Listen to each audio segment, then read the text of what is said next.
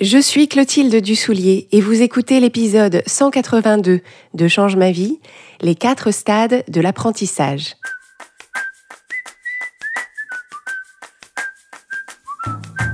Bienvenue sur Change ma vie, outils pour l'esprit. Je suis Clotilde Dussoulier, master coach certifié, et sur ce podcast, je vous livre chaque semaine des outils précis et concrets pour comprendre les mécanismes de votre cerveau et de vos émotions et construire exactement la vie à laquelle vous aspirez. Dans l'épisode de cette semaine, je vais partager avec vous une façon de voir vos apprentissages que je trouve très utile et qui va vous aider à mieux vous situer dans ces apprentissages pour pouvoir mieux avancer. Ces 4 stades de l'apprentissage, ce sont dans l'ordre: premier stade, l'incompétence inconsciente; deuxième stade, l'incompétence consciente; troisième stade, la compétence consciente; et quatrième stade, la compétence inconsciente. Quand je parle d'apprentissage, je pense à toutes sortes de choses que vous pourriez vouloir apprendre en termes de connaissances, en termes de compétences, dans tous les domaines de votre vie. Donc ça peut être par exemple que vous voulez apprendre à conduire, par exemple une voiture ou une moto. Vous voulez apprendre un nouveau métier avec tout ce que ça implique.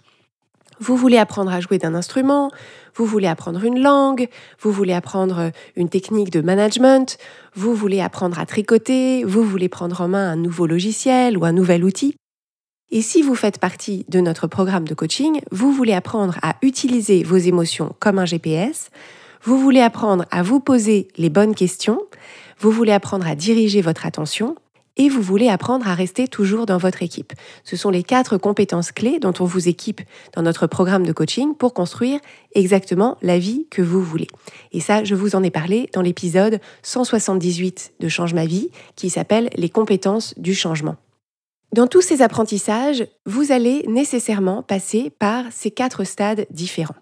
Et ce que je vous propose en écoutant cet épisode, c'est de réfléchir à quelque chose que vous voulez apprendre ou quelque chose que vous êtes en train d'apprendre pour identifier à quelle phase vous en êtes, pour savoir ce à quoi vous pouvez vous attendre et ce à quoi il va falloir prêter attention pour pouvoir mener votre apprentissage aussi loin que possible à travers ces différents stades. Le premier stade de l'apprentissage, c'est donc ce qu'on appelle l'incompétence inconsciente. C'est le stade où on aborde tout juste le sujet. Donc on est au courant que le sujet existe, mais on connaît encore très peu de choses dessus, et donc on ne sait pas ce qu'on ne sait pas. On se doute qu'il y a des choses qu'il va falloir apprendre, mais en fait on ne sait pas quoi. C'est un peu comme dans les films de science-fiction où notre héros se trouve face à une sorte de bloc lisse, un bâtiment qui est un bloc lisse, il doit rentrer dedans, mais il ne voit pas de porte, il ne voit pas de panneau de commande, et donc il tourne autour en se grattant la tête. Il veut entrer, mais il n'a aucune idée de comment on fait. À ce stade, vous pouvez identifier, c'est intéressant, si votre cerveau a un mode de pensée plutôt optimiste ou plutôt pessimiste. Parce que comme vous ne savez pas ce que vous ne savez pas, votre cerveau va remplir les blancs en fonction de ça. Donc si vous avez des habitudes de pensée plutôt pessimistes, c'est le moment où vous allez vous dire « c'est une montagne ». C'est impossible, il y a trop de choses à apprendre, trop de choses que je ne sais pas, je n'y arriverai jamais. Et c'est le moment où vous allez probablement abandonner avant d'avoir commencé. Si vous avez des habitudes de pensée plutôt optimistes, vous allez vous dire au contraire, ça ne doit pas être bien sorcier, je crois qu'il faut juste, je pense qu'il faut juste faire ça, et je pense que hop, ce sera bon. Votre envie sera plus forte que votre incompétence et vous allez poursuivre. Alors, au sujet de l'optimisme, je vous rassure, l'optimisme et le pessimisme ne sont pas des caractères figés dans chacun de nous. Et il y a un épisode de Change ma vie qui parle de ça, qui est l'épisode 99, qui s'appelle « Devenir optimiste ». Pour revenir à nos apprentissages, si par exemple vous vous dites « je veux apprendre à faire du piano » et que vous avez une habitude de pensée plutôt optimiste, vous allez vous dire « apprendre à faire du piano, ça ne doit pas être bien sorcier, je vais acheter un piano électronique ». Je vais installer une appli pour pratiquer et hop, d'ici quelques temps, je saurai faire du piano. Si vous poursuivez effectivement, vous allez passer au stade suivant, celui de l'incompétence consciente. L'incompétence consciente, c'est le stade auquel vous vous êtes mis en contact avec le sujet suffisamment longtemps pour commencer à prendre conscience de l'ensemble de ce que vous ne savez pas encore. vous avez commencé à vous heurter à des difficultés. Vous avez commencé à identifier des choses que vous n'arrivez pas à faire comme vous voudriez ou qui sont plus difficiles que vous ne l'aviez supposé. Donc en piano, par exemple, vous allez commencer à vous apercevoir que apprendre à lire les notes, en fait, c'est pas évident et que vos doigts ne répondent pas toujours à vos commandes et que au bout d'un moment, vous perdez le fil et que vous vous embrouillez. Donc vous commencez à mieux cartographier dans votre esprit les différentes étapes par lesquelles il va falloir passer, vous commencez à vous rendre compte de l'étendue de ce qu'il est même possible d'apprendre, d'explorer, et vous commencez aussi à mieux voir la différence entre les gens qui sont comme vous au début de leur apprentissage et les gens qui sont beaucoup plus avancés. D'un coup, quand vous regardez la vidéo d'un concert de piano, vous regardez les doigts de la pianiste et vous prenez toute la mesure de sa technicité. Vous vous doutiez bien que vous n'alliez pas devenir virtuose en 15 jours, mais là, à la lumière de votre propre expérience d'apprentissage, vous mesurez vraiment l'écart entre vous et la pianiste sur la scène. C'est exactement à ce moment-là que vous pouvez ressentir le plus de doutes et de découragement si vous vous dites que vous n'êtes pas capable de passer par toutes ces étapes pour arriver là où vous voulez arriver, ou si vous vous dites qu'en réalité, vous n'avez pas envie de passer par toutes ces étapes pour arriver là où vous voulez arriver. L'enjeu à ce moment-là, si on veut poursuivre dans l'apprentissage, c'est de se proposer de créer du plaisir dans cet apprentissage pour que le processus en lui-même soit gratifiant, pour que vous puissiez prendre plaisir, par exemple, à faire du piano, sans attendre d'être sur la scène de la salle Pleyel. Donc, arriver à prendre plaisir à faire les exercices, à prendre plaisir à avoir fait les exercices, vous réjouir de vos progrès et vous réjouir aussi de ce qui vous attend. Parce que c'est en prenant du plaisir dans l'apprentissage que vous allez vous donner les meilleures chances de persévérer. Quand on fait quelque chose avec plaisir, on a envie de continuer. Et si vous continuez, si vous persévérez, ça vous permet d'atteindre le stade suivant, celui de la compétence consciente. Au stade de la compétence consciente, vous avez maintenant des compétences en place. Vous commencez à savoir faire beaucoup plus de choses. Vous avez acquis des connaissances, vous avez acquis des techniques, vous vous êtes exercé, donc vous savez comment faire et vous y arrivez pas trop mal la plupart du temps. Dans notre exemple du piano, c'est quand vous arrivez à déchiffrer une nouvelle partition, vous arrivez à lire les notes, vous arrivez à jouer des morceaux que vous avez travaillés et vous ne faites pas trop de fausses notes. Donc c'est super, vous êtes très contente, mais ça vous demande encore beaucoup de concentration, beaucoup d'efforts de jouer du piano et ça mobilise complètement votre cerveau dans l'instant. Donc là, j'avais l'exemple du piano, mais c'est pareil pour n'importe quel apprentissage et n'importe quelle compétence. Pour arriver à faire ce que vous savez faire maintenant, vous vous rendez compte qu'il faut que vous y réfléchissiez consciemment. Et parfois, vous oubliez comment faire et donc vous avez besoin de chercher à nouveau l'information pour reconstituer la bonne façon de faire. Et clairement, si on vous parle pendant que vous êtes en train de jouer votre sonate ou en train d'essayer de faire votre créneau ou en train de tricoter la bordure de votre bonnet, clairement, vous n'allez pas y arriver parce qu'il vous faut toute votre concentration. Et c'est le moment où vous pouvez ressentir une certaine forme de déception. Il est possible à ce moment-là que vous vous disiez peut-être que je ne suis juste pas douée pour ça. J'y arrive, mais au prix de tellement d'efforts que franchement, ce n'est peut-être pas fait pour moi. Je regarde les autres qui tricotent en regardant une série, qui animent leur équipe comme s'ils étaient nés pour faire du management, qui font leurs manœuvres pouf pouf, qui s'installent au piano chez des amis pour jouer du Gonzalez l'air de rien. Alors que moi, je peine, je trouve ça difficile. Donc peut-être que ça veut dire que je ne suis pas faite pour ça et qu'il vaut mieux que je m'en tienne là. Il vaut mieux que j'arrête dans mon apprentissage. Et c'est à ce moment-là qu'il faut vous rappeler que vous êtes doté d'un cerveau humain avec deux facultés extraordinaires parmi toutes les facultés extraordinaires de votre cerveau humain. Les deux facultés extraordinaires qui sont en jeu ici, c'est la plasticité de votre cerveau et son efficience. Donc non seulement votre cerveau a la capacité d'apprendre de nouvelles choses, de nouvelles compétences, mais en plus, il optimise constamment son fonctionnement pour pouvoir faire ces choses et activer ses compétences d'une façon de plus en plus efficiente. Son travail, c'est de s'assurer que les choses que vous faites fréquemment vous demandent le moins d'énergie possible. Et la meilleure façon que ça vous prenne peu d'énergie, c'est de pouvoir les passer en mode automatique, que vous puissiez les faire de façon automatique sans avoir besoin d'y réfléchir dans l'instant. Et c'est exactement ça qui se passe quand vous vous exercez à faire quelque chose suffisamment de fois. À chaque fois que vous répétez cette chose, donc à chaque répétition, le circuit associé dans votre cerveau, le circuit qui vous permet de faire cette action, ce circuit se renforce et c'est ça qui permet à votre cerveau de l'emprunter de façon de plus en plus fluide et de plus en plus automatique. C'est à force de pratique et de répétition que vous allez accéder au stade ultime de cet apprentissage qui est celui de la compétence inconsciente. Le stade de la compétence inconsciente, c'est quand les choses que vous avez appris à faire sont intégrées en vous de façon tellement ancrée et de façon tellement automatique que vous y accédez avec facilité sans avoir besoin d'y réfléchir. Donc quand vous marchez, quand vous lisez, quand vous faites vos lacets, c'est une compétence inconsciente que vous n'avez bien sûr pas toujours eue, qu'il a fallu acquérir un jour.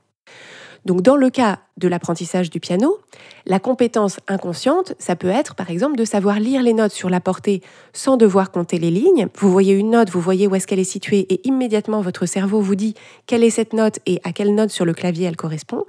Et vous pouvez jouer un morceau sans être en apnée, sans avoir besoin de réfléchir à chaque note et au placement de chaque doigt.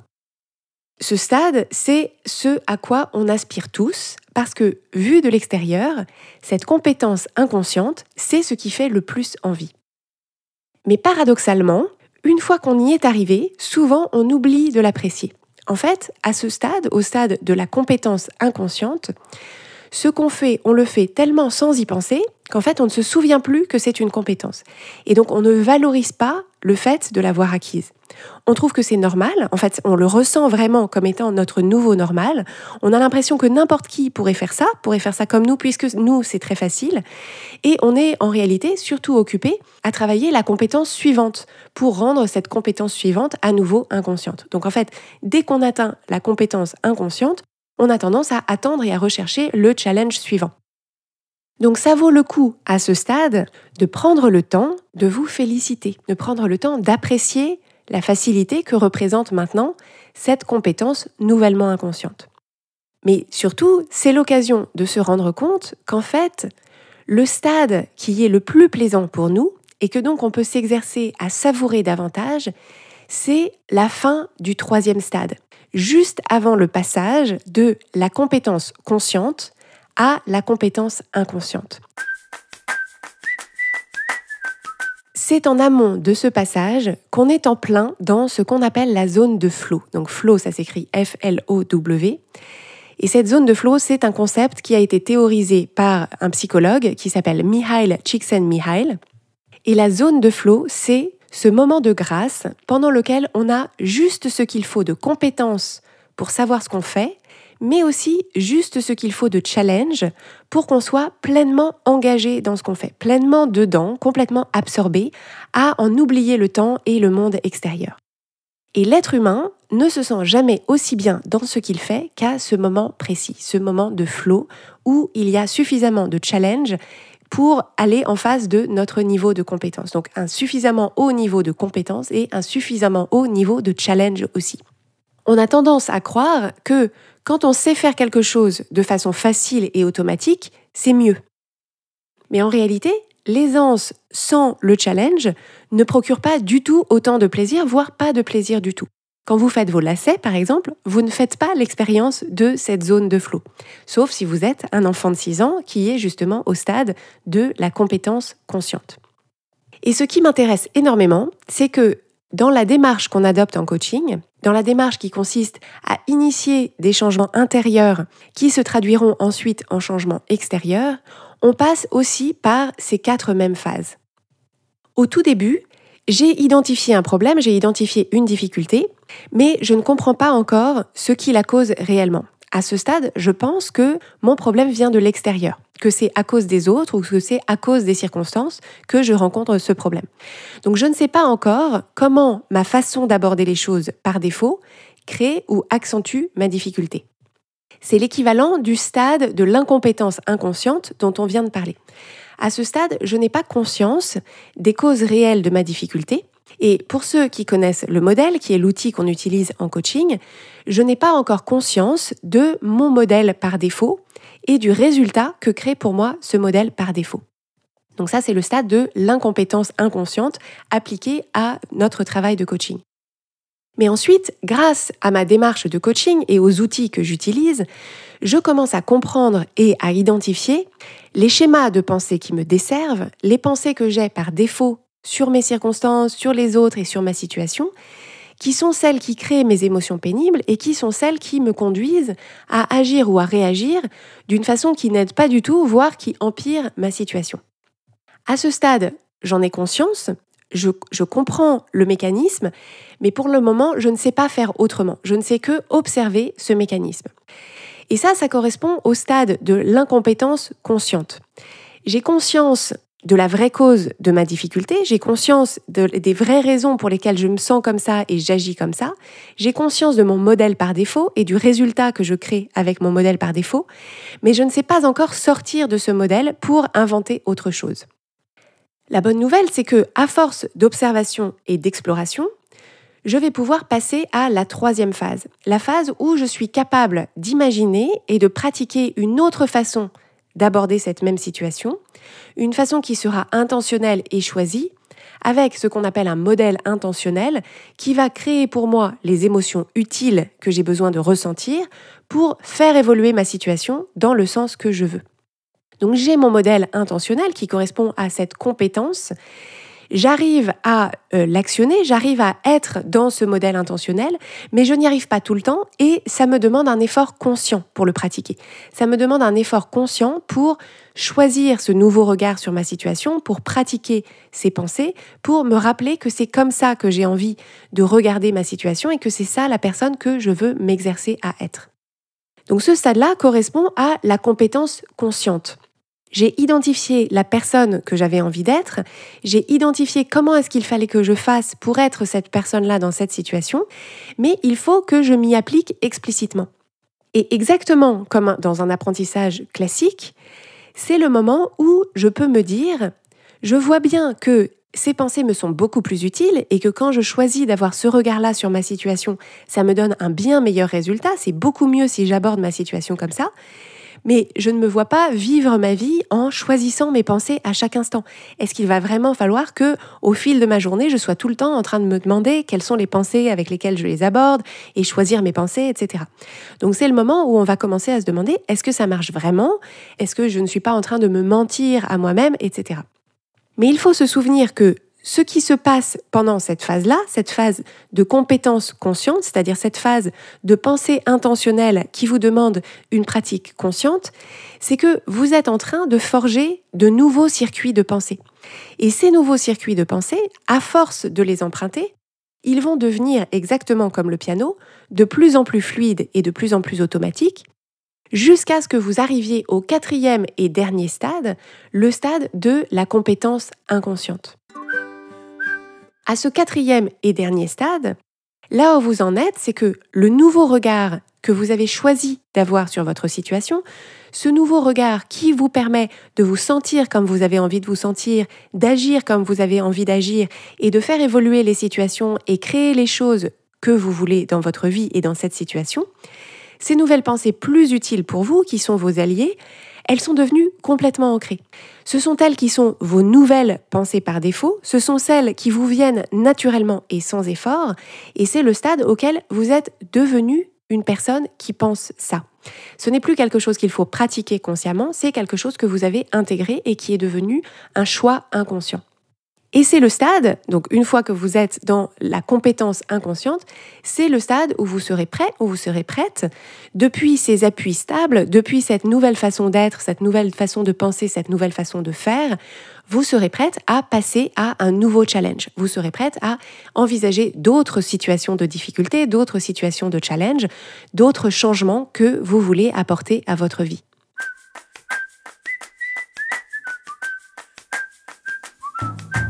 Si vous voulez aller plus loin dans la mise en place des outils que je vous présente sur Change ma vie, si vous voulez les intégrer au quotidien et durablement, notre programme de coaching est fait pour vous, quelle que soit votre situation personnelle ou professionnelle.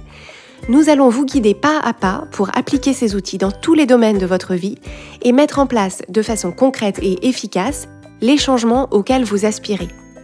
Si cette démarche vous appelle, rejoignez-nous Toutes les informations sont sur changemavie.com/coaching.